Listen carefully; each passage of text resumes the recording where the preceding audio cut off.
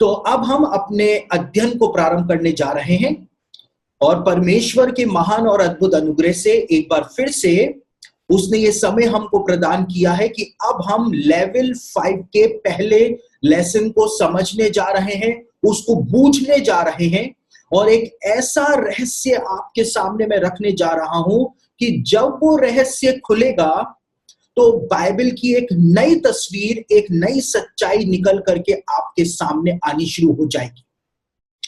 और देखिए, जब परमेश्वर इजरायलियों को मिस्र देश से छुड़ा करके कनान देश की तरफ ले जा रहा था और परमेश्वर ने जब मूसा को व्यवस्था प्रदान करी थी, तो परमेश्वर ने मूसा को कहा था कि कनान देश के अंदर जितनी भी जातियां रहती हैं, 7 जातियां कनान देश में रहा करती थी।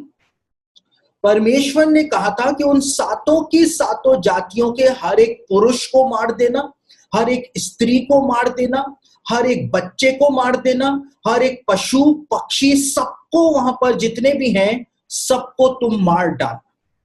और बाइबल का ये वर्णन जो है, नास्तिक और परमेश्वर से चिढ़ने वाले जो लोग हैं, वो हमेशा इस वर्णन को लेकर के परमेश्वर के ऊपर दोष लगाते हैं कि बाइबल का परमेश्वर जो है वो हिंसा पसंद करता है, वो बहुत ही ज्यादा हिंसक है, क्योंकि उसने तो मासूम बच्चों तक को, जानवरों तक को मारने की आज्ञा जो थी वो इजरायलियों को प्रदान कर दी थी और इजरायलियों ने वैसा कर भी दिया था।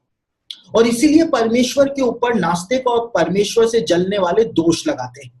लेकिन ये अध्ययन जो हम करने जा रहे हैं, इस अध्ययन में आपको समझ में आएगा कि आखिर वो कारण क्या था कि परमेश्वर ने छोटे छोटे मासूम बच्चों तक को मार डालने का आदेश जारी कर दिया था। परमेश्वर ने ऐसा क्यों कर दिया था, उन सब बातों को हम समझने जा रहे हैं।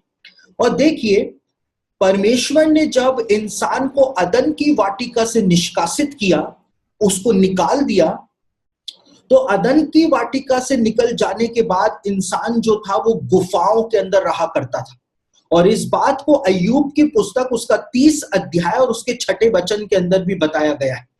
अय्यूब की पुस्तक उसका 30 अध्याय और उसके 6 वचन में भी बताया गया है कि इंसान गुफाओं के अंदर रहा करता था।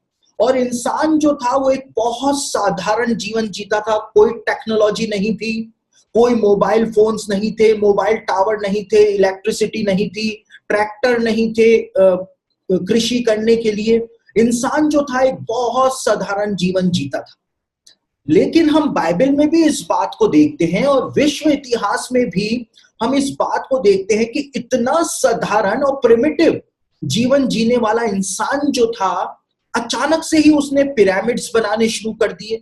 अचानक से ही उसने ऐसी इमारतें बनानी शुरू कर दी जो बिल्कुल ज्योमेट्री से परफेक्ट थी, मैथमेटिकली परफेक्ट थी।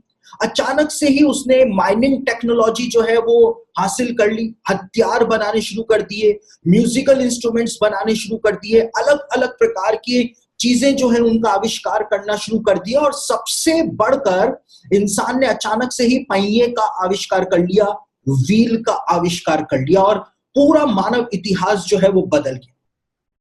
वो इंसान जो गुफाओं के अंदर रहा करता था, प्रिमिटिव जीवन जीता था, उसकी दिनचर्या साधारण थी, अचानक से ही ऐसा क्या हुआ कि इंसान जो है वो इतना ज्यादा आधुनिक हो गया, उसके पास इतनी जानकारियां आ गई, इतनी नॉलेज उसके पास आ गई। आखिर ऐसा क्या हो गया था कि इंसान ने एकाएक ही पिरामिड जैसे इमारतों को बनाना शुरू कर दिया था। ये ज्ञान जो था वो अचानक से ही इंसान को कैसे मिल गया था? और बाइबल के अंदर उस बात का जवाब दिया हुआ है। लेकिन क्योंकि हम बाइबल को अपनी संकीर्ण मानसिकता से पढ़ते हैं, संकीर्ण मानसिकता से समझने की कोशिश करते हैं, इसलिए हमको वो खोई हुई कड़ी जो है कि इंसान के पास ये ज्ञान कहां से आ गया था, ये खोई हुई कड़ी को हम कभी भी नहीं समझ पाते, कभी भी नहीं समझ पाते हैं। लेकिन बाइबल में वो खोई हुई कड़ी के बारे में बताया हुआ है कि एक का एक ही इंसान इतना ज्यादा विकसित होना आखिर क्यों शुरू हो गया था। और जैसे जैसे इंसान विकसित होता चला जा रहा था, बाइबल के शुरुआती अध्यायों को पढ़ें जैसे जैसे इंसान विकसित होता चला जा रहा था, इंसान ने पाप पृथ्वी के ऊपर हद से ज्यादा बढ़ा दिया था। पाप जो था अपने चरम के ऊपर पहुंच गया था और इसीलिए परमेश्वर ने जल प्रलय को पृथ्वी के ऊपर भेज दिया था। लेकिन इंसान इतना ज्यादा विकसित कैसे हो गया था, पहले हम उस बात को समझने का प्रयास करेंगे। और ये खोई हुई कड़ी जो है उसके बारे में उत्पत्ति की पुस्तक उसका 6वां अध्याय उसके पहले और दूसरे वचन के अंदर बताया गया है। उत्पत्ति की पुस्तक उसका 6वां अध्याय पहले और दूसरे वचन के अंदर लिखा हुआ है कि जब पृथ्वी पर मनुष्य हद से ज्यादा बढ़ने लगे, पृथ्वी पर जनसंख्या विस्फोट हुआ, उस समय परमेश्वर के पुत्रों ने मनुष्य की पुत्रियों को देखा कि वो सुंदर हैं और जिस जिस से चाहा उससे विवाह कर लिया। और उसके बाद 4 वचन के अंदर इसी 6 अध्याय का जो है इसमें बताया गया है कि परमेश्वर के पुत्रों ने जब मानव पुत्रियों के साथ विवाह कर लिया और उनसे संतानें उत्पन्न कर ली, तो परमेश्वर के पुत्रों से और मानव पुत्रियों से जो संतानें उत्पन्न हुई उनको हिंदी की बाइबल में शूरवीर कहा गया है। शूरवीर कहा गया है, लेकिन हिब्रू बाइबल के अंदर उनको गिबोरीम कहा गया है। एक अलग से जाति बताई गई है जिसको गिबोरीम कह करके संबोधित किया गया है और उनकी कीर्ति जो है वो प्राचीन काल से प्रचलित है। और बाइबल जो है इस बात को बताती है कि ये गिबोरीम जो थे, इनको ये परमेश्वर की मूल योजना के अंदर कभी शामिल ही नहीं थे और परमेश्वर की मूल योजना के खिलाफ जाकर के ये स्वर्गदूत जो थे, इन्होंने मानव पुत्रियों के साथ विवाह करके उनसे संतानें उत्पन्न कर ली थी, उनका बलात्कार करके उनसे संतानें उत्पन्न कर ली थी। यहां पर मैं आपको एक मेन बात बताना चाहता हूं कि जब हम परमेश्वर के पुत्र यहां पर जो शब्द पढ़ते हैं उत्पत्ति 6 अध्याय में, तो हम सोचते हैं कि ये बहुत छोटे लेवल के स्वर्गदूत थे। हम सोचते हैं कांस्टेबल हवलदार टाइप के ये स्वर्गदूत थे, लेकिन ऐसा नहीं है। जब हम एंजल्स के बारे में अध्ययन करेंगे तो मैं इसके बारे में आपको और भी ज्यादा विस्तार से बताऊंगा। जो हायरार्कियल ऑर्डर है एंजल्स का स्वर्ग में, इनको परमेश्वर के पुत्र कहा गया है, जबकि मिकाएल गिब्राइल जो हैं उनको आर्क एंजल कहा गया है, प्रधान स्वर्गदूत कहा गया है। तो यहां पर आपको इस बात को समझना पड़ेगा कि मिकाएल जो है वो परमेश्वर की सेना का सेनापति है, वो सेना का सेनापति है, लेकिन ये स्वर्गदूत जो है इनको परमेश्वर के पुत्र कहा गया है, यानी इनका औहदा जो है वो मिकाएल और जिब्राइल से भी ऊपर बाइबल स्कॉलर्स बताते हैं। यानी मिकाएल और जिब्राइल से भी ऊंचा इनका औहदा है। ये परमेश्वर के पुत्र है, राजा के बेटे हैं, राजा के बेटे हैं, बने हा एलोहिम, राजा के बेटे हैं ये। और ये जिब्राइल है, मिकाएल है, ये प्रधान स्वर्गदूत हैं, स्वर्गदूतों के प्रधान है, लेकिन ये तो परमेश्वर के पुत्र हैं। तो इनका औहदा जो है वो जिब्राइल और मिकाएल से भी ऊंचा था, क्योंकि ये परमेश्वर के निज पुत्र थे, स्वर्ग के पुत्र थे, परमेश्वर के पुत्र इनको कहा गया है। और इन्होंने जो परमेश्वर के पुत्र थे, इतना ऊंचा इनका दर्जा था, इसीलिए यहूदा की पत्री उसका 1 अध्याय उसके 6 वचन में इस बात को कहा गया है कि उन स्वर्गदूतों ने अपने इतने ऊंचे पद से वो गिर गए, स्वर्गदूतों से भी ऊंचा उनका पद था, वो वहां से नीचे गिर गए। यहूदा की पत्री में लिखा हुआ है। इन्होंने मानव पुत्रियों के साथ विवाह कर लिया, जिसके लिए परमेश्वर ने इनको बनाया ही नहीं था, और उसके बाद इन्होंने संतानें उत्पन्न कर दी, और इनसे जो संतानें उत्पन्न हुई, गिबोरीम जो उत्पन्न हुए, उन्होंने पृथ्वी के ऊपर हद से ज्यादा पाप बढ़ा दिया था, और उनके पाप के परिणाम स्वरूप परमेश्वर ने जल प्रलय को इस संसार के अंदर भेज दिया था। और परमेश्वर ने ये स्वर्गदूत जो थे, बने हा एलोहिम जो थे, ये परमेश्वर के पुत्र जो थे, परमेश्वर ने इनको कैद कर दिया था। देखिए, परमेश्वर के मौलिक नियमों के साथ कोई भी छेड़छाड़ नहीं कर सकता है। मैंने उस दिन भी एक बात बताई थी कि परमेश्वर की योजना को पूरा करने के बीच में कई सारी बाधाएं तो आ सकती हैं, लेकिन परमेश्वर की योजना को कोई खराब नहीं कर सकता है। और इन स्वर्गदूतों ने परमेश्वर की योजना को खराब करने की कोशिश करी और इसीलिए परमेश्वर ने इनको गिरफ्तार करा लिया और इनको गिरफ्तार करा के अथाह कुंड के अंदर बंद कर दिया। और आपको जान करके हैरानी होगी कि ये अथाह कुंड नाम की जगह जो है, ये ऐसी जगह है जहां पे दुष्ट आत्माएं भी जाने से घबराती। आपको पता है, ये अथाह कुंड नाम की जगह जो है वो एक ऐसी जगह है जहां पे दुष्ट आत्माएं भी जाने से घबराती। जब यीशु मसीह गिरासेनियों के देश में पहुंचा और वहां पर एक व्यक्ति था जिसमें दुष्ट आत्माओं की सेना समाई हुई थी, और जब यीशु ने उन दुष्ट आत्माओं को उस व्यक्ति में से निकलने का आदेश दिया तो उन दुष्ट आत्माओं ने यीशु से निवेदन किया कि हमें अतः गड्ढे में जाने की आज्ञा ना दे, लेकिन सुअरों के अंदर भेज दे। हम सुअरों के अंदर चली जाएंगी, इंसान की गंदगी को खा लेंगी, लेकिन हमको अथाह गड्ढे में जाने की आज्ञा ना दे। दुष्ट आत्माएं भी अथाह गड्ढे में, अथाह कुंड में जाने से घबराती।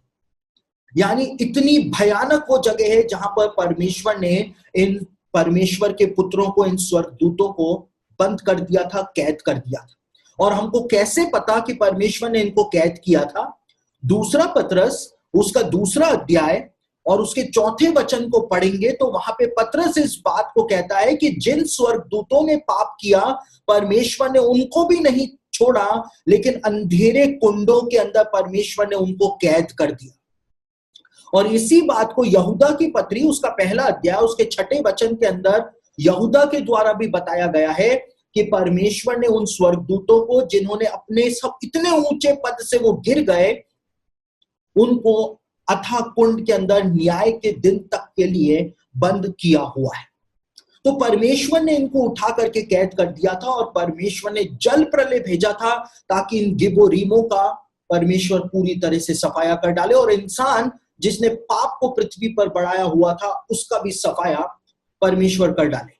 और देखिए, कभी कभी आपके मन में भी ये सवाल उत्पन्न होता होगा कि इंसान ने पाप किया, ठीक है, मान लिया कि परमेश्वर ने जल प्रलय भेज के इंसान को खत्म कर दिया। आपके मन में सवाल उत्पन्न होता होगा कि चलो गिबोरीम जो थे या दानव जो थे, परमेश्वर ने उनको भी पृथ्वी पर से साफ कर दिया, वो परमेश्वर की योजना में नहीं थे। लेकिन परमेश्वर ने चिड़ियाओं को क्यों मारा? परमेश्वर ने जानवरों को क्यों मारा? ऐसा क्या हो गया था पृथ्वी पर कि परमेश्वर को सब कुछ खत्म करने का प्रश्न जो था वो प्रभु के सामने आ गया था। और इन सब बातों के बारे में एक नॉन कैनोनिकल पुस्तक है जिसको हनोक की पुस्तक के नाम से जाना जाता है। और बाइबल में हनोक जो है उसके बारे में उत्पत्ति की पुस्तक में बताया गया है कि हनोक जो था वो आदम की 7वीं पीढ़ी के अंदर था और हनोक को परमेश्वर ने जीवित ही स्वर्ग पर उठा लिया था। और ये हनोक जो था, इसके बारे में बाइबल में 3 बार बताया गया है। उत्पत्ति की पुस्तक में बताया गया है, इब्रानियों की पत्री के अंदर बताया गया है और यहूदा की पत्री के अंदर इसके बारे में बताया गया है। और हनोक जो था उसने अपने जमाने में एक पुस्तक को लिखा था जिसको हनोक की पुस्तक के नाम से जाना जाता है। और ये हनोक जो था, इसने अपनी पुस्तक के अंदर उन सब बातों के बारे में बताया है कि जब परमेश्वर के पुत्र धरती पर उतर आए उसके बाद आखिर पृथ्वी के ऊपर क्या हुआ था। और ये हनोक की पुस्तक जो थी वो इतिहास के अंदर खो गई थी। 1900 सालों तक बाइबल स्कॉलर्स जो थे वो इस हनोक की पुस्तक को ढूंढ रहे थे, लेकिन 1900 सालों तक ये हनोक की पुस्तक जो थी वो बाइबल स्कॉलर्स को मिली ही नहीं थी, ये इतिहास के अंदर खो गई थी।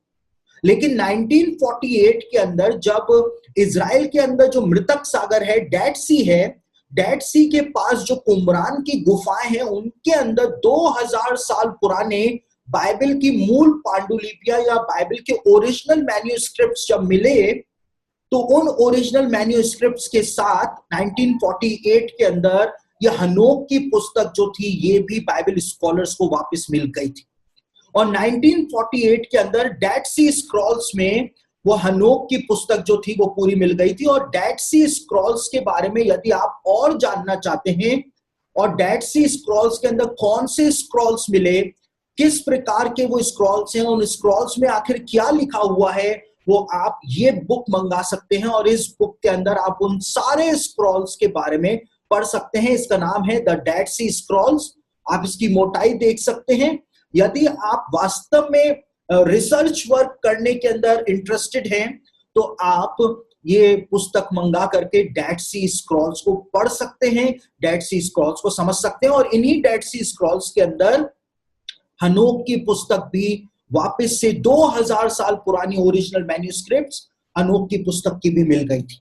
और जैसे ही हनोक की पुस्तक बाइबल स्कॉलर्स को मिली तो वो खोई हुई कड़ी जो थी कि किस प्रकार से परमेश्वर के पुत्र जब पृथ्वी के ऊपर उतर के आ गए थे और उन्होंने जब मानव पुत्रियों के साथ विवाह कर लिया था, उस समय क्या हुआ था, गुफाओं के अंदर रहने वाला इंसान जो था वो कैसे एकदम से विकसित हो गया था, वो खोई हुई कड़ी के बारे में हनोक की पुस्तक में बताया गया। और देखिए, हनोक की पुस्तक जो है वो एक नॉन कैनोनिकल बुक है। नॉन कैनोनिकल का मतलब होता है कि उस किताब को बाइबल के अंदर शामिल नहीं किया गया, लेकिन हनोक की पुस्तक एक ऐतिहासिक पुस्तक है, एक हिस्टोरिकल किताब है और उसके अंदर जो इतिहास दिया हुआ है वो बाइबल को समझने में हमारी मदद करता है। और हनोक की पुस्तक में इस बात को हनोक के द्वारा बताया गया है कि कुल 200 परमेश्वर के पुत्र थे जिन्होंने मानव पुत्रियों के साथ विवाह कर लिया था। और इजराइल के नॉर्थ में एक पहाड़ पाया जाता है जिसको माउंट हरमन के नाम से जाना जाता है। और ये परमेश्वर के पुत्र जो थे, 200 जो थे, ये आप इनको यूं करके भी समझ सकते हैं कि ये राजकुमार थे स्वर्ग के, क्योंकि परमेश्वर के पुत्र थे। आप इनको राजकुमार भी कह सकते हैं। ये राजकुमार लेवल के जो स्वर्गदूत थे या माउंट हरमन पर उतरे थे और माउंट हरमन पर उतरने के बाद इन्होंने एकजुट होकर के कसम खाई थी कि यदि परमेश्वर हमसे सवाल करेगा तो हम 200 के 200 मिल करके उसको जवाब देंगे। और परमेश्वर एक को तो दंड दे सकता है, इन्होंने सोचा परमेश्वर 200 के 200 को कैसे दंड देगा, इसलिए इन्होंने माउंट हरमन के ऊपर उतर के एक दूसरे के साथ शपथ खाई थी कि हम सब एक दूसरे को धोखा नहीं देंगे, मानव पुत्रियों के साथ घर बसा लेते हैं। और इसीलिए उस पहाड़ का नाम हरमन पड़ा। माउंट हरमन जो है, हरमन शब्द जो है उसका मतलब, दो मतलब होते हैं। एक मतलब होता है शपथ, क्योंकि यहां पर इन 200 स्वर्गदूतों ने शपथ खाई थी। और उसका दूसरा मतलब होता है श्राप, क्योंकि उन्होंने ये शपथ खाई थी कि जो भी शपथ को तोड़ेगा उसके ऊपर ये श्राप आएगा। तो माउंट हरमन का मतलब होता है शपथ और उसका दूसरा मतलब होता है श्राप। आज कई सारे मसीही लोग हैं जो अपना नाम हरमन रखते हैं, बिना सोचे समझे वो अपना नाम हरमन रख लेते हैं। और हरमन का मतलब आप जानते हैं, मैंने आपको बताया, हरमन का मतलब होता है श्राप। कई सारे मसीही लोग जो हैं वो अपनी बेटियों का नाम इजाबेल रख देते हैं। वो सोचते हैं कि सीधी अंग्रेज बन करके ही बाहर निकलेगी, लेकिन इजाबेल जो है वो बाइबल स्कॉलर्स बताते हैं एक दुष्ट आत्मा का नाम हुआ करता था और आज भी वो दुष्ट आत्मा काम करती है।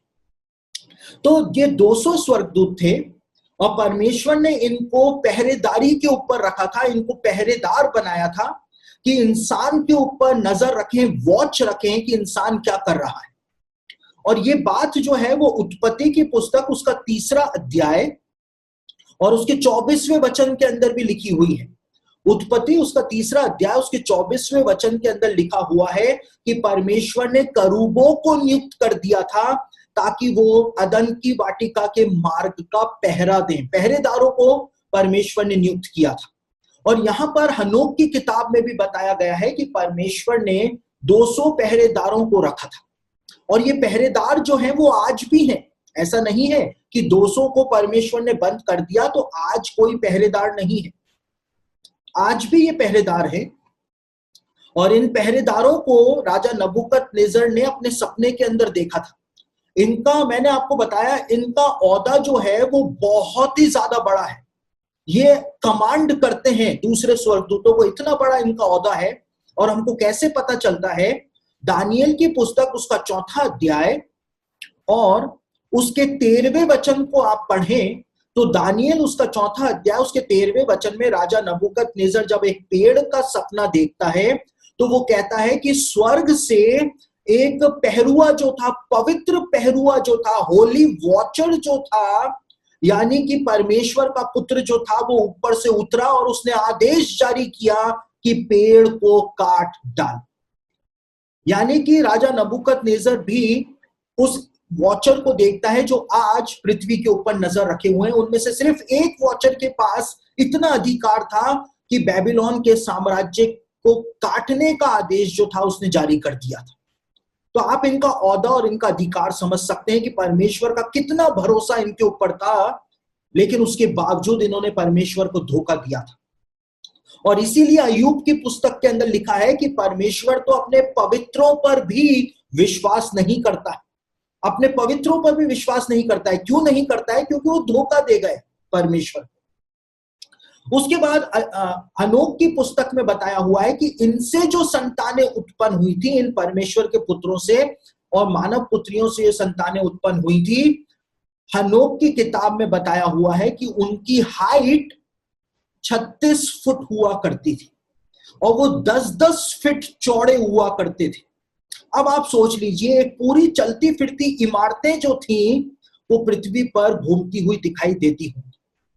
और हनोक ने बताया है कि मानव पुत्रियों से और परमेश्वर के पुत्रों से जो संतानें उत्पन्न हुई थी वो अजीब किस्म की संतानें थी।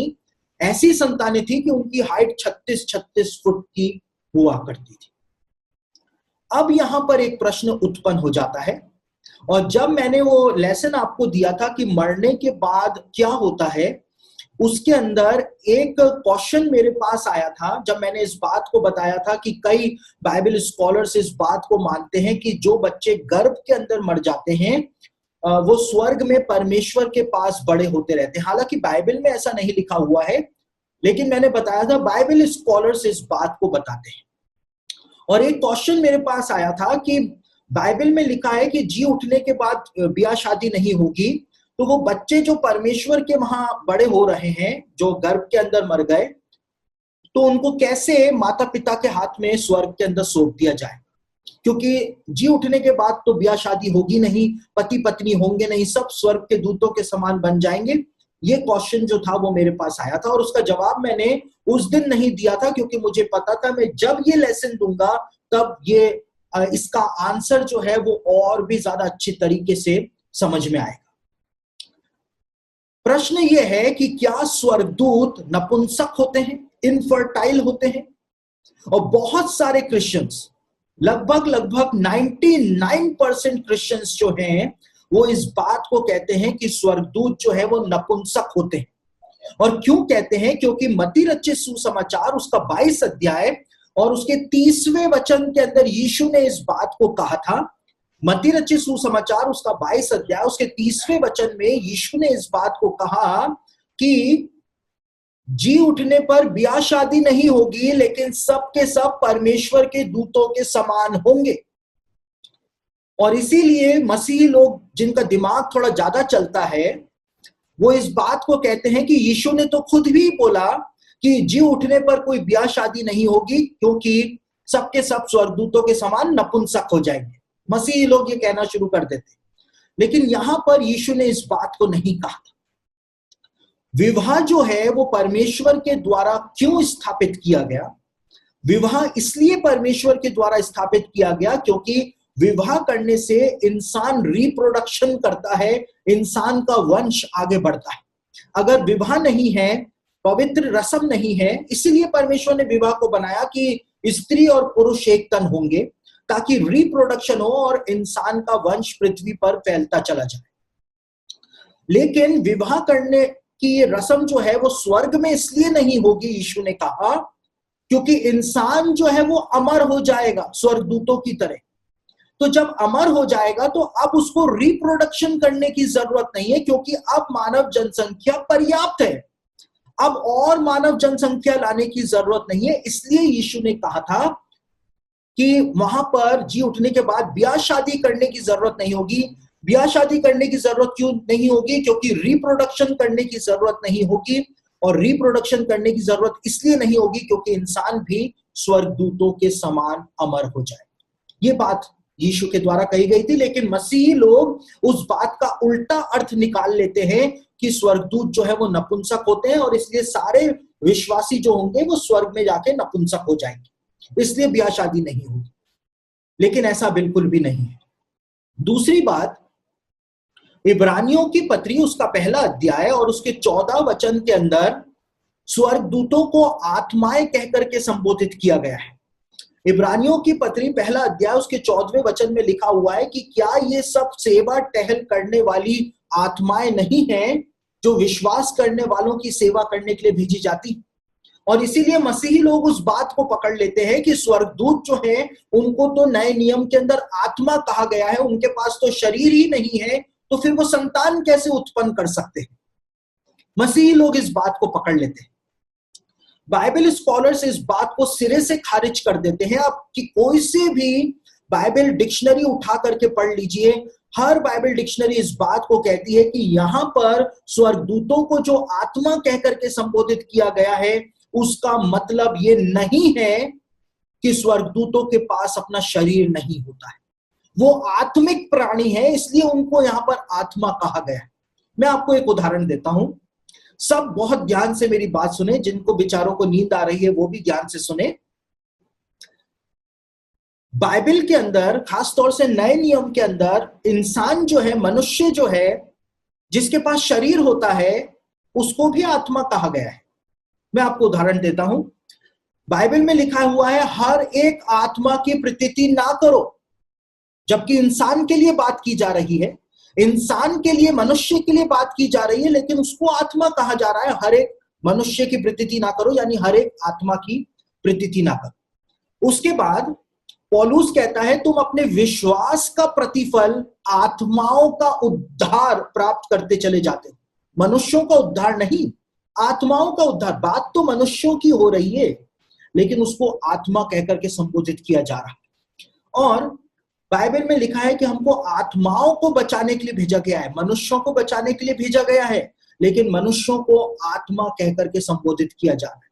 तो ये बाइबल के जो लेखक थे और बाइबल के अंदर जो पत्रियां लिखने वाले थे, बाइबल के जो नायक हैं, उनकी शब्दावली जो थी वो इस प्रकार की थी कि वो इंसान को भी आत्मा कहकर के संबोधित करते थे। और इसीलिए यहाँ पर जो आत्मिक प्राणी हैं उनको इब्रानियों की पत्री में आत्मा कहकर के संबोधित कर दिया गया। लेकिन उसका अर्थ ये बिल्कुल भी नहीं है कि स्वर्गदूतों के पास शरीर नहीं होता है। उनके पास अपना शरीर है, और उनके पास अपना शरीर है, इसीलिए जी उठने के बाद हमको शरीर मिलेगा स्वर्ग में रहने के लिए। इसीलिए पौलुस कहता है कि पार्थिव देह है तो स्वर्गीय देह भी है। स्पिरिचुअल बॉडी हमको मिलेगी, एक अलग तरह की बॉडी हमको मिलेगी जिसमें हम वास करेंगे। स्वर्गदूतों के पास शरीर होता है, इसका सबसे बड़ा प्रमाण यह है कि ये स्वर्गदूत जो थे, जब ये इब्राहिम के घर आए थे और इब्राहिम के घर में आए थे, इब्राहिम के तंबू में इन्होंने वास किया था, तो वहां पर इन्होंने जबरदस्त जो था मीट वगैरह खाया था। उत्पत्ति की पुस्तक उसका 18 अध्याय और उसके 8वें वचन में लिखा हुआ है, इब्राहिम जो था वो सारा के पास भाग करके गया कि बहुत जबरदस्त आज मीट बनाना, क्योंकि स्वर्गदूत आए हैं, उनको भोजन कराना है। और स्वर्गदूतों ने भोजन खाया था। अगर इनके पास शरीर नहीं होता है तो फिर इनको कपड़े पहनने की जरूरत क्यों है? आप बाइबल के अलग अलग जगहों पे देखेंगे तो वहां पे स्वर्गदूतों के वस्त्रों के बारे में, कपड़ों के बारे में बताया गया है। और दानियेल उसका 10 अध्याय उसके 5वें वचन में तो दानियेल ने एक एक चीज बताई है कि स्वर्गदूत ने पहना हुआ क्या था, बेल्ट लगाया हुआ था, ऐसे उसके कलर के कपड़े उसने पहने हुए थे, सब कुछ दानियेल ने बताया है। अगर वो सिर्फ आत्मा है तो आत्मा फिर कपड़े कैसे पहन सकती है? तीसरी बात जो है, बाइबल में बताया हुआ है उत्पत्ति की पुस्तक में कि एक स्वर्गदूत आता है और याकूब के साथ रात भर लड़ाई करता है, मल्लयुद्ध करता है। अब यदि स्वर्गदूत सिर्फ आत्मा है तो एक आत्मा मल्लयुद्ध कैसे कर सकती है, कुश्ती कैसे लड़ सकती है? यानी कि बाइबल खुद इस बात को बता देती है कि स्वर्गदूतों के पास अपना एक शरीर है, और स्वर्गदूत जो है वो सिर्फ आत्मा नहीं है, स्वर्गदूतों को आत्मा सिर्फ इसलिए कहा गया है क्योंकि वो आत्मिक जगत के प्राणी हैं, इसलिए इब्रानियों का लेखक उनको आत्मा कहकर के संबोधित करता है। स्वर्गदूत नपुंसक नहीं है और विश्वासी स्वर्ग में जाकर के नपुंसक नहीं हो जाएंगे। विश्वासी जो है उनको भी एक शरीर दिया जाए।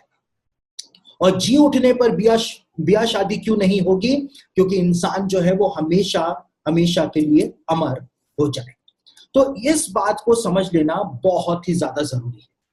उसके बाद कई सारे लोग जो हैं, मसीही लोग, देखिए, बेकार की जो बातें हैं उनको लेकर के धर्म सिद्धांत बना लेते हैं। उनको ना तो बाइबल के इतिहास के बारे में पता है और ना ही उनको चर्च के इतिहास के बारे में पता है, और इसीलिए सारी कंट्रोवर्सी आज कलीसियाओं के अंदर पाई जाती है।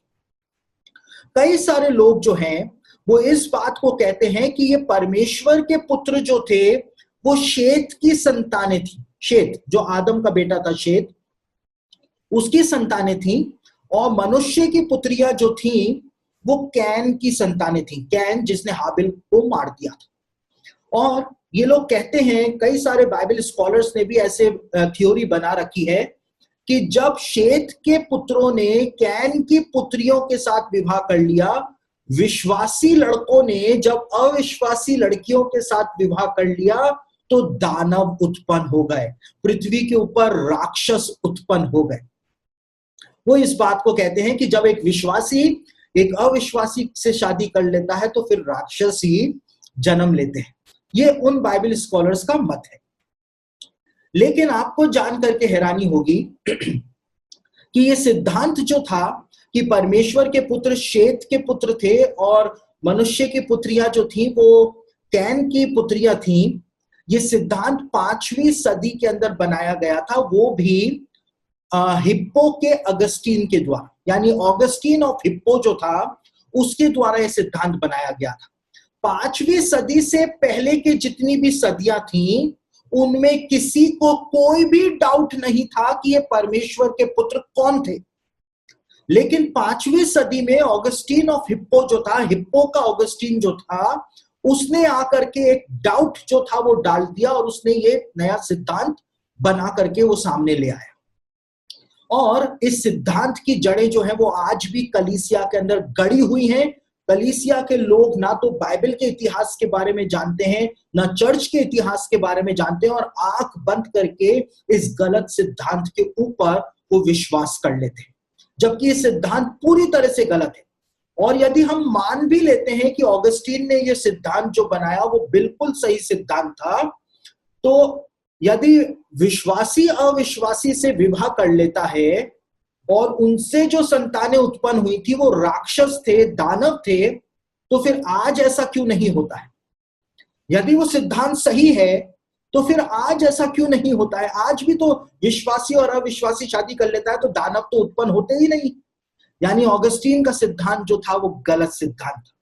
बाइबल इस बात को बताती है कि वो स्वर्गदूत जो थे, वो परमेश्वर के पुत्र जो थे वो स्वर्गदूत थे, वो इंसान नहीं थे, इंसान नहीं थे। और बाइबल में इसके प्रमाण दिए हुए हैं। कहां पर दिए हुए हैं? पतरस ने अपनी पत्री के अंदर इन परमेश्वर के पुत्रों को स्वर्गदूत कह करके संबोधित किया था। दूसरा पतरस उसका 2 अध्याय उसके 4 वचन में पतरस इन परमेश्वर के पुत्रों को स्वर्गदूत कह करके संबोधित करता है। उसके बाद यहूदा की पत्री में यहूदा भी इन परमेश्वर के पुत्रों को स्वर्गदूत कह करके संबोधित करता है। पहला यहूदा की पत्री 1 अध्याय उसके 6 वचन के अंदर। तो बाइबल 2 जगह पर प्रमाण के साथ इस बात को बताती है कि ये परमेश्वर के पुत्र मनुष्य नहीं थे, ये परमेश्वर के पुत्र जो थे वो स्वर्गीय प्राणी थे, स्वर्गदूत थे, इसीलिए इनको परमेश्वर के पुत्र कहा गया है। अब सवाल ये उत्पन्न होता है कि मसीही लोग या तो बाइबल की बात को सच मान लें और या फिर वो ऑगस्टीन ऑफ हिप्पो के सिद्धांत को सच मान लें। और आज मसीही लोग ऑगस्टीन के सिद्धांत को बाइबल से ज्यादा सच मानते हैं। ऑगस्टीन जिसने 5वीं सदी के अंदर ये सिद्धांत बनाया, जबकि बाइबल में हजारों साल पहले से ही इस बात को लिखा हुआ है। पतरस ने कहा, यहूदा ने कहा लेकिन उस बात पर मसीही लोग विश्वास नहीं करना चाहते। उसके बाद प्रारंभिक कलीसिया के जो लेख हैं उसमें अर्ली चर्च फादर्स ने जो लेख लिखे, पुस्तकें लिखी, तो अर्ली चर्च फादर्स जो थे, जिनके लेखों के आधार पर मसीही धर्मशास्त्र बना, जिनके लेखों के आधार पर क्रिश्चियन थियोलॉजी बनी, वो अर्ली चर्च फादर्स के लेख जो है वो भी इसी बात को बताते हैं कि ये परमेश्वर के पुत्र मनुष्य नहीं थे। एक अर्ली चर्च फादर था जिसका नाम था ओरिजिन, और ओरिजिन ने भी इसी बात को बताया कि ये परमेश्वर के पुत्र स्वर्गदूत ही थे। उसके बाद 177 एडी के अंदर एथेनागोरस करके एक अर्ली चर्च फादर था, एथेनागोरस, और एथेनागोरस जो था उसने भी इसी बात को लिखा कि स्वर्गदूतों ने मानव पुत्रियों के साथ गलत काम करके संतानें उत्पन्न कर ली। और इसी प्रकार से 240 एडी के अंदर एक और अर्ली चर्च फादर था जिसका नाम था कॉमोडियनस, और कॉमोडियनस ने भी एक बहुत विस्तार पूर्वक लेख लिखा और उसने भी इस बात को बताया कि ये परमेश्वर के पुत्र जो थे वो मनुष्य नहीं थे, वो स्वर्गीय प्राणी थे, और स्वर्ग से उतर आने के बाद इन्होंने भी मानव पुत्रियों के साथ विवाह कर लिया था। तो हमारे पास नए नियम का प्रमाण मौजूद है, हमारे पास अर्ली चर्च फादर्स का प्रमाण मौजूद है, और साथ ही साथ जो एंशिएंट जूइश टेक्स्ट है वो भी इस बात को बताता है कि ये परमेश्वर के पुत्र जो थे वो इंसान नहीं थे, वो वास्तव में स्वर्गीय प्राणी थे। और एक मैंने आपको जैसे बताया कि 1948 में डेड सी स्क्रॉल्स की खोज जब हुई, तो डेड सी स्क्रॉल्स के अंदर एक स्क्रॉल मृतक सागर के पास कुमरान की गुफाओं के अंदर मिला था, जिसको जेनेसिस अपोक्रिफोन के नाम से जाना जाता है। जेनेसिस अपोक्रिफोन जो है वो उत्पत्ति की पुस्तक पर लिखी हुई एक कमेंट्री है, 2000 साल पुरानी कमेंट्री है, और उस कमेंट्री के ओरिजिनल मैन्युस्क्रिप्ट्स जो थी वो 1948 में मिली थी। यानी कि लगभग 1900 सालों तक तो मसीही लोग इस बारे में जानते ही नहीं थे कि ऐसी कोई कमेंट्री पाई जाती। और जेनेसिस अपोक्रिफोन जो है उसके अंदर भी इसी बात को बताया गया है कि ये परमेश्वर के पुत्र स्वर्गीय प्राणी थे जिन्होंने मानव पुत्रियों से संतान उत्पन्न कर ली थी, और गिबोरीम एक नई प्रजाति पृथ्वी के ऊपर आ गई थी। उसके बाद इन्हीं डेड सी स्क्रॉल्स के अंदर एक और स्क्रॉल मिला जिसको बुक ऑफ जाइंट्स कहा जाता है, यानी दानवों की पुस्तक, और उस बुक ऑफ जाइंट्स के अंदर भी इसी बात को बताया गया है जो कि बाइबल में अलग अलग जगहों पर बताई गई है। उसके बाद प्रथम शताब्दी का जो यहूदी दार्शनिक था, प्रथम शताब्दी का यहूदी दार्शनिक जिसको फाइलो के नाम से जाना जाता है, और फाइलो की किताब जो है वो आप पढ़ सकते हैं, और प्रथम शताब्दी का जो यहूदी दार्शनिक था जिसको फाइलो के नाम से जाना जाता था, फाइलो ने भी अपनी पुस्तक के अंदर इसी बात को बताया था कि ये परमेश्वर के पुत्र जो थे वो इंसान नहीं थे, स्वर्गदूत थे, और इन्होंने मानव पुत्रियों से संतानें उत्पन्न कर ली थी। आप इन सारी किताबों को मंगा करके अपना रिसर्च जो है वो कर सकते हैं। साथ ही साथ प्रथम शताब्दी का एक यहूदी इतिहासकार था जिसके बारे में मैंने पहले ही आपको बताया था, जिसका नाम था जोसेफस।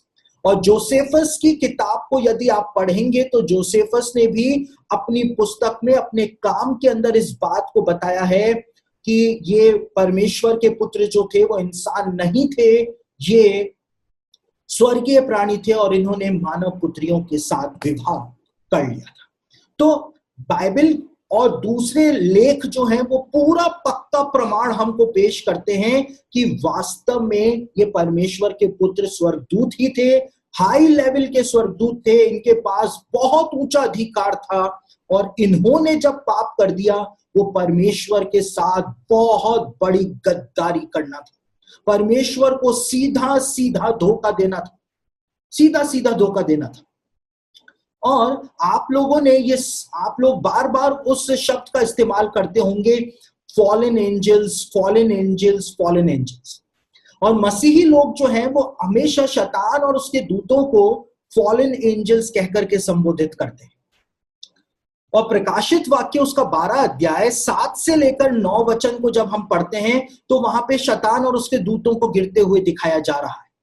उसके बाद यशाया उसका 14 अध्याय और उसके 12वें वचन को आप पढ़ेंगे तो वहां पर भी शैतान को गिरते हुए दिखाया जा रहा है। तो इसीलिए मसीही लोग जो हैं, इसी कारण शैतान और उसके दूतों को फॉलन एंजल्स कहकर के संबोधित करते हैं, जबकि बाइबल के अंदर शैतान और उसके दूतों को कभी भी फॉलन एंजल्स नहीं कहा गया है। शैतान और उसके दूतों को हमेशा शैतान और उसके दूत कहा गया है। प्रकाशित वाक्य 12 अध्याय 7 से 9 में पढ़ें तो वहां पर भी लिखा है शैतान और उसके दूत गिरा दिए गए। यीशु मसीह ने कहा, जब वो न्याय के बारे में बता रहा था, यीशु ने कहा, मेरे सामने से हटकर उस आग में चले जाओ जो शैतान और उसके दूतों के लिए तैयार की गई। शैतान और उसके दूतों को बाइबल में कभी भी फॉलन एंजल्स नहीं कहा गया है, गिरे हुए स्वर्गदूत नहीं कहा गया है। लेकिन ये फॉलन एंजल्स शब्द जो है वो उन 200 स्वर्गदूतों के लिए इस्तेमाल किया जाता है जो अपने स्वर्गीय स्थान से नीचे गिर गए थे और मानव पुत्रियों के साथ उन्होंने व्यभिचार कर लिया था, उनसे संतानें उत्पन्न कर ली थी। अब एक बहुत महत्वपूर्ण बात की तरफ मैं आपका ध्यान लेकर के जा रहा हूं। आप उस बात को बहुत ध्यान से समझने की कोशिश करें और आपको समझ में आएगा कि एकाएक इंसान जो था, जो गुफाओं के अंदर रहा करता था, अचानक से ही वो इतना विकसित कैसे हो गया था। उत्पत्ति की पुस्तक उसका 4 अध्याय और उसके 26वें वचन को मैं आपके सामने पढ़ रहा हूं। उत्पत्ति की पुस्तक उसका 4 अध्याय और उसके 26वें वचन को आपके सामने पढ़ रहा हूं, जहां पर एक बहुत महत्वपूर्ण बात बताई हुई है। यहां पर लिखा हुआ है, शेत के भी एक पुत्र उत्पन्न हुआ और उसने उसका नाम एनोश रखा। उसी समय से लोग यहोवा से प्रार्थना करने लगे। जब एनोश उत्पन्न हुआ तो बाइबल में लिखा हुआ है कि उसी समय से लोग जो थे, पृथ्वी के लोग जो थे, वो परमेश्वर से प्रार्थना करने लगे। देखिए, परमेश्वर से प्रार्थना तो आदम और हवा के जमाने से की जा रही थी। जब कैन और हाबिल बलिदान लेकर के परमेश्वर के सामने आए तो वो भी प्रार्थना करने का ही एक रूप हुआ करता था। तो प्रार्थना जो थी वो तो आदम और हवा के जमाने से ही की जा रही थी। तो फिर क्यों यहां पर इस बात को कहा गया है कि जब एनोश का जन्म हुआ तब से लोगों ने परमेश्वर से प्रार्थना करनी शुरू कर दी? क्यों कहा गया है? मूल हिब्रू के अंदर यदि आप इस वचन को पढ़ें हिब्रू बाइबल में, तो वहां पे प्रार्थना के लिए कारा शब्द का इस्तेमाल हुआ है, QARA, कारा। और कारा का मतलब हिब्रू भाषा में प्रार्थना करना नहीं होता है, लेकिन कारा का मतलब हिब्रू भाषा के अंदर होता है पुकार कर बुलाना, किसी को जोर से पुकार कर बुलाना या मदद के लिए जोर जोर से दुहाई दे करके बुलाना। यानी जब एनोश का जन्म हुआ उस समय से लोगों ने जोर जोर से चिल्ला चिल्ला करके परमेश्वर को मदद के लिए पुकारना शुरू कर दिया था। और क्यों लोग परमेश्वर को मदद के लिए पुकार रहे थे, ये कड़ी जो है वो हनोक की पुस्तक से जुड़ती हुई हमको दिखाई दे जाती। देखिए, मैं हनोक की पुस्तक का कोई भी टेक्स्ट आपको अभी नहीं दे रहा हूं, क्योंकि जब हम हनोक की पुस्तक का अध्ययन करेंगे तो वो सारा टेक्स्ट जो है हनोक की पुस्तक का वो अपने आप ही आपको मिल जाएगा और ये बातें जो आप यहां पर सीख रहे हैं वो बातें आपको तुरंत ही वहां पर समझ में आ जाएंगी।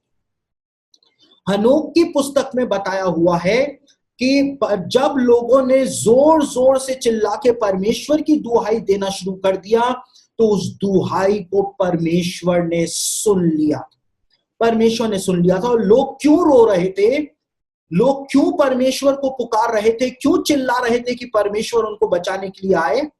क्योंकि हनोक की पुस्तक बताती है कि ये गिबोरीम जो पैदा हुए थे मानव पुत्रियों से और परमेश्वर के पुत्रों से इन गिबोरीमों ने पृथ्वी के ऊपर आतंक फैला दिया था।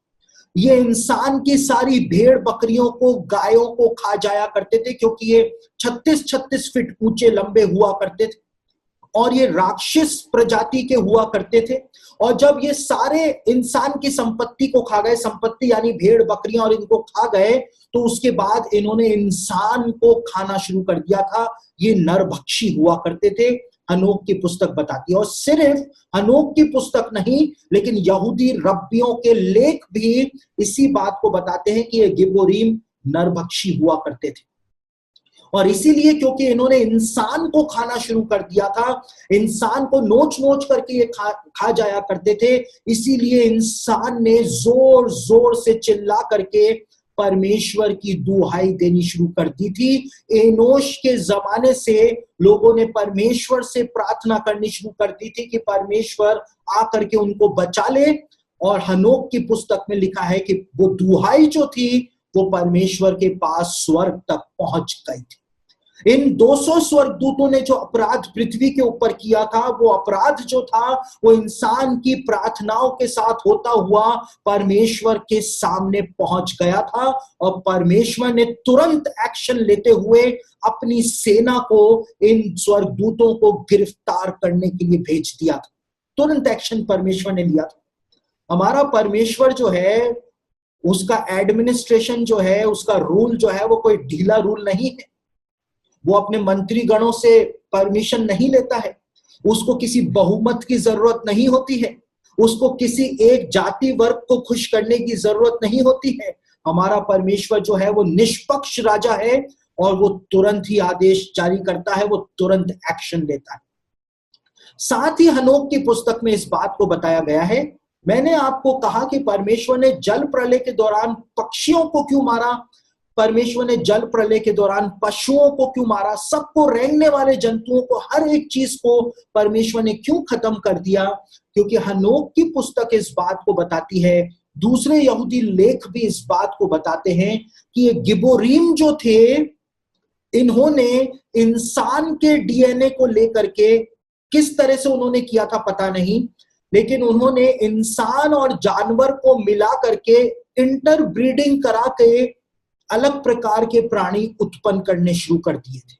यानी कि जो प्राणी नूह के जमाने के अंदर उत्पन्न हो रहे थे, वो अलग जानवर और इंसान से मिले हुए प्राणी उत्पन्न हो रहे थे। यानी कि हम मिस्र के अंदर जो देखते हैं कि कुत्ते का मुंह है, शरीर इंसान का है, शेर का मुंह है और शरीर इंसान का है, इस प्रकार की मूर्तें जो हम मिस्र में और बेबीलोन के अंदर देखते हैं, इराक में देखते हैं, हनोक की पुस्तक बताती है कि ऐसे प्राणी वास्तव में हुआ करते थे, वास्तव में हुआ करते थे। कि ये जल प्रलय के बाद ये खेल जो था वो समाप्त नहीं हुआ था, लेकिन जल प्रलय के बाद भी ये खेल आज के समय तक जारी हो रखा है, आज के समय तक। और इसीलिए दानियल ने जब राजा नबूकदनेस्सर के सपने की व्याख्या करी थी, तो उसने उन उंगलियों के बारे में जब बताया था, मूर्ति की उंगलियों के बारे में बताया था, तो उसने इसी बारे में बताया था। वो हम आगे देखेंगे। लेकिन इन गिबोरीमों ने इस प्रकार के प्राणी उत्पन्न कर दिए थे जो आधे जानवर और आधे इंसान हुआ करते थे। इंसान का डीएनए इन्होंने खराब कर दिया था, वही डीएनए जिससे मसीह को इस संसार में जन्म लेना था, उस डीएनए को इन्होंने दूषित कर दिया था। जानवरों के डीएनए को दूषित कर दिया था, पक्षियों के डीएनए को इन्होंने दूषित कर दिया था, और इसीलिए परमेश्वर ने जल प्रलय के द्वारा सबका सर्वनाश कर दिया था। परमेश्वर के सामने वो प्रश्न चिन्ह आ गया था कि अब परमेश्वर को मानव डीएनए जो है उसको पूरी तरह से वापस से शुद्ध करना था।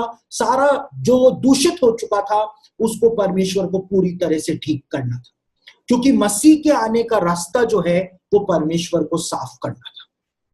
तो हनोक की पुस्तक में इस बात को बताया गया है कि परमेश्वर ने तुरंत ही आदेश जारी किया। परमेश्वर ने हनोक को भेजा कि जा करके उन 200 स्वर्गदूतों के ऊपर दंड की घोषणा करके आए कि उन्होंने इंसान के साथ बहुत गलत काम किया है। और परमेश्वर ने मिकाएल और उसके दूतों को भेजा ताकि उन 200 स्वर्गदूतों को गिरफ्तार कर ले और परमेश्वर ने उनको गिरफ्तार करवा लिया और पृथ्वी की गहरी घाटियों के अंदर परमेश्वर ने उनको बंद करवा दिया। 70 पीढ़ियों के लिए परमेश्वर ने उनको बंद करा दिया था। और परमेश्वर ने कहा था कि अंत के दिनों में तुमको वापस से खोलूंगा। और हम प्रकाशित वाक्य के 9वें अध्याय के अंदर देखते हैं अथाह कुंड को खुलते हुए और उसमें से स्वर्गीय प्राणियों को निकलते हुए हम वहां पर देखते हैं। तो परमेश्वर ने जो बात बोली थी, मिकाइल ने उनको बंद कर दिया था, कैद खाने में बंद कर दिया था, अथाह कुंड में बंद कर दिया था, और बाइबल में भी इसी बात को बताया गया है। दूसरा पतरस उसका 2 अध्याय 4 वचन में बताया हुआ है, और यहूदा की पत्री उसका 1 अध्याय उसके 6 वचन में बताया हुआ है कि परमेश्वर ने इन स्वर्गदूतों को कैद कर दिया था क्योंकि इन्होंने पाप किया था। यहां पर मैं आपको एक बात बताऊं कि हजारों सालों से ये स्वर्गदूत जो है वो पृथ्वी के नीचे बंद हो रखे हैं, हजारों सालों से, और परमेश्वर ने इनको बंद किया हुआ है। अथाह कुंड के अंदर हजारों सालों से तड़प रहे हैं, और ये तड़प रहे हैं। देखिए, आज से कई साल पहले यानी 1990 की ये बात है, और कई सारे लोग इस खबर को फेक बताते हैं, लेकिन फेक बताने वालों के पास भी कोई प्रमाण नहीं है कि वो बोलते हैं कि ये फेक है। फिनलैंड का एक अखबार था 1990 के अंदर, उसने इस खबर को छापा था कि कुछ रशियन साइंटिस्ट जब पृथ्वी के अंदर ड्रिलिंग कर रहे थे साइबेरिया के क्षेत्र में, और वो ड्रिलिंग करते हुए जब बहुत गहराई तक पहुंच गए थे, काफी नीचे पहुंच गए थे, तो उनको अपनी मशीनें बंद करनी पड़ गई थी क्योंकि पृथ्वी के अंदर से, पृथ्वी की गहराई में से कुछ लोगों के रोने की, तड़पने की, कर्राहने की आवाजें आ रही थी। और वो आवाजें भी वैज्ञानिकों ने रिकॉर्ड करी थी, और उन आवाजों को जो नास्तिक हैं वो उन आवाजों को फेक करार देते हैं, लेकिन फिनलैंड के अखबार के पास उन आवाजों की ओरिजिनल रिकॉर्डिंग थी, इसीलिए उसने अखबार के अंदर छापा था। और ट्रिनिटी ब्रॉडकास्टिंग नेटवर्क जो है, टीबीएन नेटवर्क जो है अमेरिका का, उसने भी इन आवाजों को सुनाया था टीवी के ऊपर, और टीबीएन के पास भी उन आवाजों की एक्चुअल रिकॉर्डिंग थी। देखिए, नास्तिक तो इन सब बातों का विरोध करेंगे ही करेंगे, क्योंकि यदि ये बात साबित हो जाती है कि नरक है और परमेश्वर ने वहां पर दुष्ट स्वर्गदूतों को बंद किया हुआ है, तो इससे नास्तिकों का दावा खोखला साबित हो जाता है। तो इंटरनेट के ऊपर इस बात की भरमार भरी पड़ी है कि ये आवाजें जो है वो फेक है, लेकिन ऐसा रशियन साइंटिस्ट कहते हैं कि ऐसा वास्तव में हुआ था, और वो प्रोजेक्ट जो था उन्होंने बंद कर दिया था। रशियन गवर्नमेंट ने उस प्रोजेक्ट को 1990 में बंद करा दिया था, क्योंकि नीचे से लोगों के चिल्लाने की, कर्राने की आवाजें जो हैं वो आ रही थी, जैसे कोई दर्द के मारे जोर जोर से चिल्ला रहा हो, बिना रुके 24 घंटे 7 दिन, हर एक साल, हजारों सालों से वो स्वर्गदूत जो है वो दंड भुगत रहे। और इसीलिए दुष्ट आत्माएं भी अथाह कुंड में जाने से घबराती हैं। तो ये तो अथाह कुंड की बात है। जब लोगों को आग की झील के अंदर फेंका जाएगा तब क्या होगा। आज कई सारे लोग इस बात को कहते हैं कि परमेश्वर थोड़ी देर के लिए दंड देगा, उसके बाद नरक में से निकाल करके और वो स्वर्ग में लोगों को प्रवेश करा देगा, क्योंकि वो तो दयालु परमेश्वर है। बाइबल में लिखा हुआ है, जो एक बार स्वर्ग चला गया वो युगानुयुग के लिए स्वर्ग चला जाएगा, जो एक बार आग की झील में चला गया वो युगानुयुग के लिए आग की झील में चला जाए। आज समय है कि हम अपनी फाइनल डेस्टिनी को फिक्स कर सकते हैं कि हमको कहां पर जाना है। और वो 200 स्वर्गदूत जो हैं वो आज पछता रहे होंगे कि उन्होंने स्वर्गीय पिता को आखिर क्यों धोखा दिया। हजारों साल बीत चुके हैं, लेकिन वो आज भी उसी पीड़ा के अंदर पड़े हुए हैं।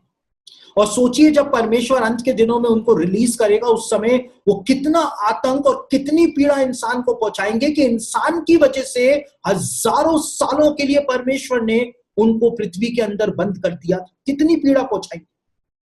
इसीलिए उसको महाक्लेश काल कहा गया है, महाक्लेश काल।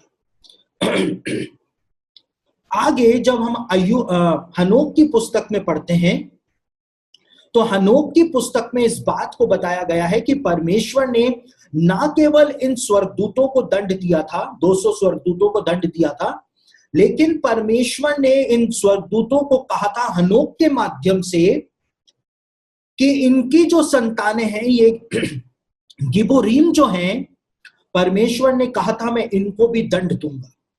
और परमेश्वर ने कहा था तुमने तो अपनी संतानें उत्पन्न कर ली, लेकिन मैं तुम्हारी संतानों को मार डालूंगा और मैं इन गिबोरीमों की आत्माओं को ना तो स्वर्ग में जगह दूंगा ना नरक में जगह दूंगा, मैं इनको कहीं पर भी जगह नहीं दूंगा। ये इस पृथ्वी के वायुमंडल के अंदर हमेशा इनकी आत्माएं भटकती रहेंगी और पीढ़ी पीढ़ी तक लोग इनकी आत्माओं को दुष्ट आत्माओं के नाम से जाना करेंगे। परमेश्वर ने इस बात को कहा था और परमेश्वर ने बता दिया था कि अब आगे आने वाला संसार जो है उसमें दुष्ट आत्माएं अस्तित्व के अंदर आ जाएंगी। अब इंसान के अलावा भी कुछ और इस संसार के अंदर पाया जाए, परमेश्वर ने इस बात को बोल दिया था। लेकिन यह आज्ञा जो परमेश्वर ने गिबोरीमों के लिए जारी करी थी, ये सिर्फ गिबोरीमों के लिए जारी नहीं करी थी, लेकिन गिबोरीमों के साथ साथ नफीलीमों के लिए भी यह आज्ञा परमेश्वर के द्वारा जारी की गई थी। अब ये नफीलीम कौन है जिनके लिए यह आज्ञा जारी की गई थी? उत्पत्ति की पुस्तक उसका 6 अध्याय और उसके 4 वचन के अंदर इस बात को बताया गया है कि ये नफीलीम कौन थे। वहां पर लिखा हुआ है उन दिनों में पृथ्वी पर दानव रहते थे, दानव रहा करते थे। हिब्रू की बाइबल में पढ़े तो वहां पे लिखा है उन दिनों में पृथ्वी पर नफीलीम रहा करते थे। और जब परमेश्वर के पुत्र मनुष्य की पुत्रियों के पास गए और उनसे जो संतानें उत्पन्न हुई वो तो गिबोरीम थे, शूरवीर थे, लेकिन ये नफीलीम जो थे वो तो गिबोरीमों से भी पहले से पृथ्वी के ऊपर रहा करते थे। तो फिर ये नफीलीम प्रजाति के लोग आखिर कौन थे? परमेश्वर ने नफीलीमों को भी दंड दिया था, जिनको हिंदी की बाइबल में दानव कहा गया है, और परमेश्वर ने शूरवीरों को भी दंड दिया था, जिनको हिब्रू की बाइबल में गिबोरीम कहा गया है। 2 दानवीय प्रजातियां नूह के जमाने में पृथ्वी पर पाई जाती थी, जिनको नफीलीम के नाम से जाना जाता था और गिबोरीम के नाम से जाना जाता था। और इन दोनों ही प्रजातियों का सफाया परमेश्वर ने जल प्रलय के द्वारा कर दिया था। लेकिन ये नफीलीम कौन थे जो गिबोरीमों से भी पहले से इस पृथ्वी के ऊपर इंसान के साथ साथ वास कर रहे थे? ये कौन थे? और जल प्रलय के बाद जब मूसा के साथ इजरायली कनान देश पहुंचे और मूसा ने जब 12 जासूस कनान देश में भेजे और जब वो वापस लौट करके आए वो जासूस, तो उन्होंने कहा कि हमने कनान देश के अंदर नफीलीमों को भी देखा है। तो जब परमेश्वर ने जल प्रलय के द्वारा इनका सफाया कर दिया था, गिबोरीमों का और नफीलीमों का सफाया कर दिया था, तो फिर ये नफीलीम जो थे वो कैसे वापस से कनान देश में जाकर के बस गए थे? और हाम का जो बेटा था कूश, कूश का जो बेटा था निम्रोद, कूश का बेटा जो था निम्रोद, उसके लिए कहा गया है कि पृथ्वी पर पहला गिबोर वही हुआ। पृथ्वी पर पहला गिबोर वही हुआ जल प्रलय के बाद। तो फिर ये गिबोरीम भी वापस कहां से आ गए जल प्रलय के बाद? ये नफीलीम वापस कहां से आ गए जल प्रलय के बाद? और क्या ये आज तक पृथ्वी के ऊपर पाए जाते हैं? दानियेल ने राजा नबूकदनेस्सर को कहा था कि ये अंत के दिनों तक पाए जाएंगे। जब दानियेल ने राजा नबूकदनेस्सर की मूर्ति की उंगलियों की व्याख्या करी थी, दानियेल ने इस बात को बता दिया था। ये सारा रहस्य क्या है, इसको हम इसी अध्ययन के अगले भाग के अंदर समझने का प्रयास करेंगे। हम कल इन सब बातों को देखेंगे कि ये नफीलीम कौन थे जो गिबोरीमों से भी पहले से बसे हुए थे पृथ्वी पर, और जल प्रलय के बाद भी ये कैसे वापस पृथ्वी के ऊपर आ गए थे। इन सब बातों को हम कल इसी अध्ययन के दूसरे भाग में देखने का प्रयास करेंगे।